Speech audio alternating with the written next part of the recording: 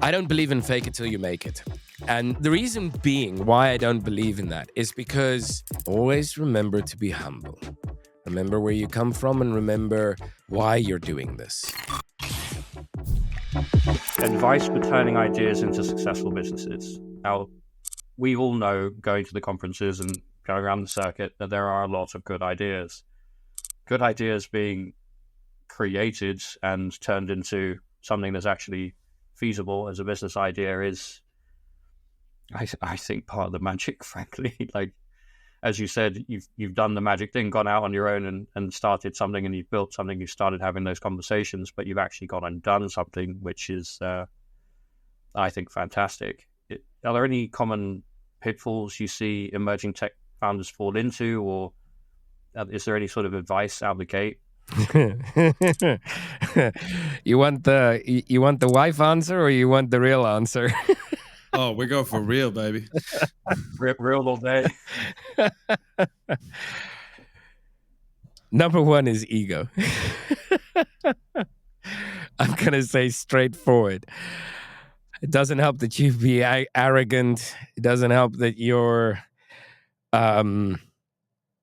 that you think you are the best, you're the next best thing since sliced bread, buttered, toasted on either side, even with a bit of jam and cheese. What I can tell you is rather take the humble approach. The pitfall that I've seen with certain tech startups and with certain founders, and it's not all of them. This is just, it is a dog-eat-dog world. And sometimes you have to have a little bit of an ego to get to a certain place because you got to be cocky. Fake it until you make it? That's something I don't agree. No, it's more of a question. I'm not. This is not a statement that I necessarily agree with. I'm just more like fake it till you make it, because that. No. I will tell you honestly. I don't believe in fake it till you make it. And the reason being why I don't believe in that is because if you're going to fake it and you can't solve it, then what the hell do? You're going to make it, and then you're going to leave a lot of people disappointed. So you're going to get some investment, or you're going to do a capital raise. Have a look at some of the projects of the ICOs when the ICO world was booming. We'll take a Vauxhall. For those of you who don't know, that's an Opel, or it could even be a Skoda. But we're going to take that to the moon, slap a rocket on it and put some wings on it, and that's it, And some people bought into it and they said, okay, well, all right. And the founders were extremely arrogant about it. They said, we can't do this. Don't worry. You don't need to worry about it. That's exactly not the approach that you got to take. You got to take the humble approach, and you got to take the honest, truthful approach and transparent approach. You got to say, okay, right, listen, you got to be able for someone to be able to challenge you, and don't attack the person. Let the person challenge you. If you really know how to do it, you'll give them the right answer. I always say, sometimes this is why I asked you, do you want me to give you the wife answer or the real answer? And I always say to the people, if you ask me the right question, I will give you the truthful answer. You might not like my answer, but it's subject to my opinion, and it's also, it's going to be the honest truth of what I think or what I've done.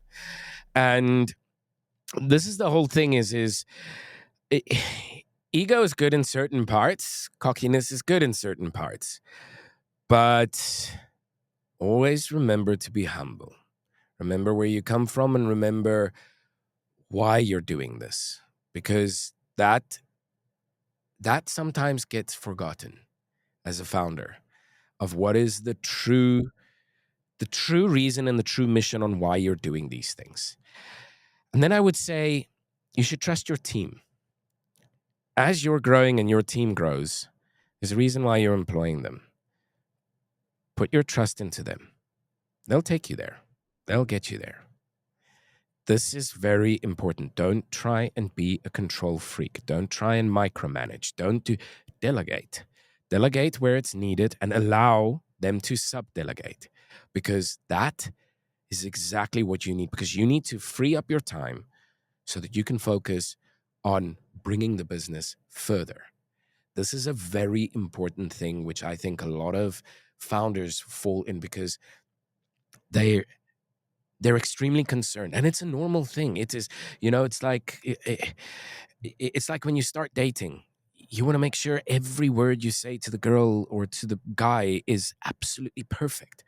You want to make sure that you keep on impressing them, and you want to, wine and dine them and showcase them a great time, and but at some other point, they're gonna have to know you, and you're also going to have to let them be free and trust that they will like you for who you are.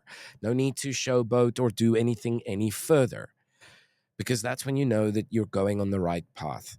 It's all about the growth of the business and being able to hand it over to other people, to trust them, to make sure, because that's why you employ them. Yep. Don't lose that part. And then you have to understand, you as the founder is not necessarily the smartest person in the room.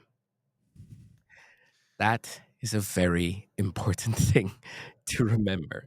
Even though you thought of the technology, doesn't mean that you know everything about it. And sometimes you just gotta be the quiet guy in the room, and you gotta listen and learn.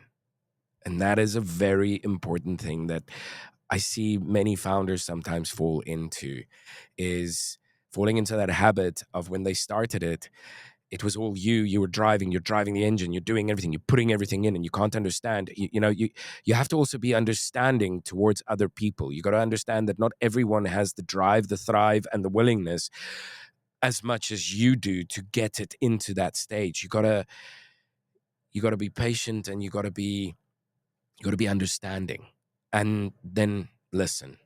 Those are the things that I can say we as founders need to always remember. And sometimes I even need to be reminded of it. And sometimes my father, sometimes Rastislav, sometimes even our team leads need to be reminded of it.